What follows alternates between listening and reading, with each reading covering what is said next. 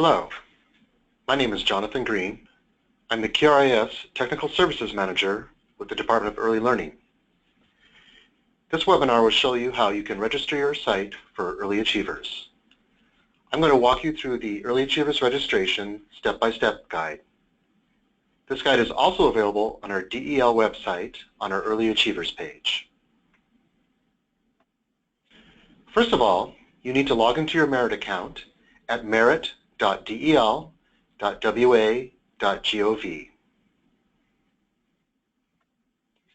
Enter your username and password and click the blue Sign In button.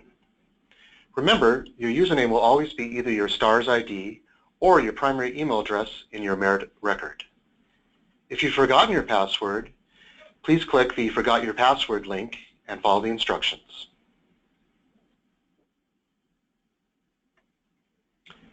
Accessing the Early Achievers sub-tab. Once you have entered an employment record and have submitted a facility site registration application in Merit, your licensor will then approve your facility site registration application. You should then see the Facility Site tab. Under the Facility Site tab, click the sub-tab titled Early Achievers. Note, if you do not see the sub-tab for Early Achievers, please make sure that your license is in good standing. Accessing the Early Achievers sub-tab continued.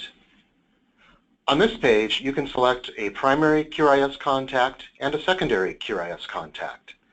The primary QRIS contact must be the designated Child Care Center Director, Center Assistant Director, Program Supervisor, Owner, or Family Child Care Primary Provider or Licensee.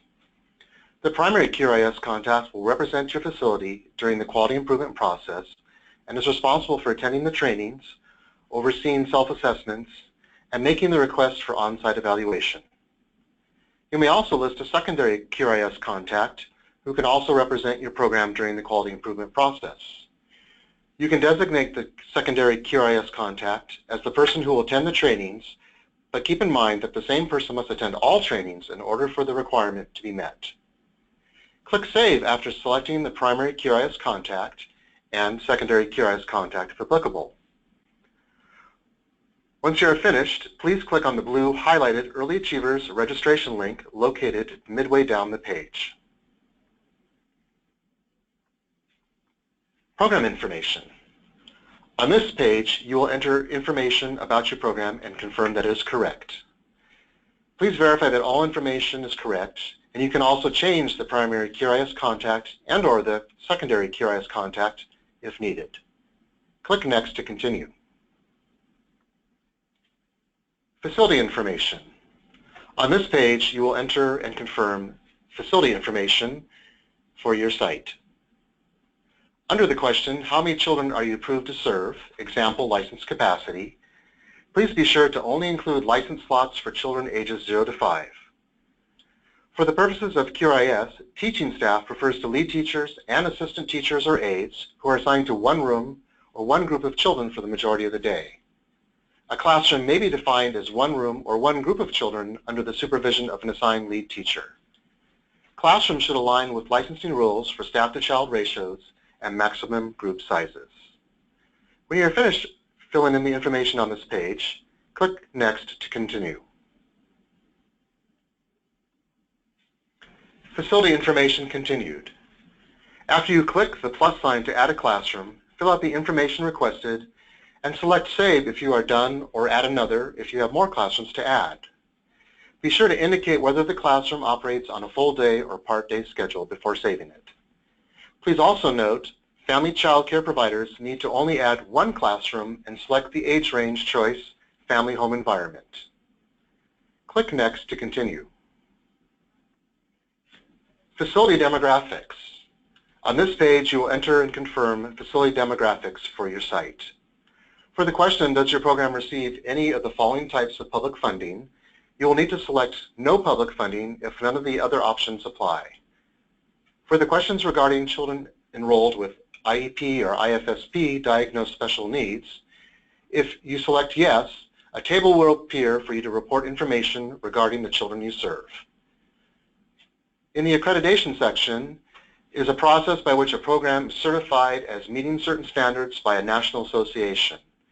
In order to be considered currently accredited, you should have evidence in the form of a non-expired accreditation certificate issued by the accrediting body. Click Next to continue. This table will populate only if yes was selected for the question, do any currently enrolled children have an IEP for diagnosed special needs? A similar table will populate if yes was selected for the following question, do any currently enrolled children have an IFSP for diagnosed special needs? Please only report children that have a diagnosed special need and have an IEP or IFSP, and count each child only once, listing them under their primary diagnosis. Press Next to continue. Review and submit. On this page, you can review the information you've entered, confirm that it is correct, and then submit to your Early Achievers registration. After you've reviewed your application, you'll be asked to complete the applicant assurance boxes. These will ask you to click that you understand that your participation in Early Achievers is voluntary, and click that you have read, fully understand, and will abide by the Early Achievers operating guidelines. As a signature, the system will ask you to type your first and last names as they appear in Merit. The system will autofill the date field with today's date. When you are finished, click Submit. Confirmation. You will now be returned to your Early Achievers sub-tab in Merit. You will receive a confirmation email from the system, which will contain a printable PDF version of your submitted Early Achievers registration application for your records. You now have access to the Early Achievers application for Level 2 under the Facility Site tab, Early Achievers sub-tab. You may begin Level 2 activities at this time. Please note, as a security feature, Merit automatically logs out after 60 minutes of inactivity, so be sure to complete your registration completely. If you have questions, please contact us at qris@del.wa.gov.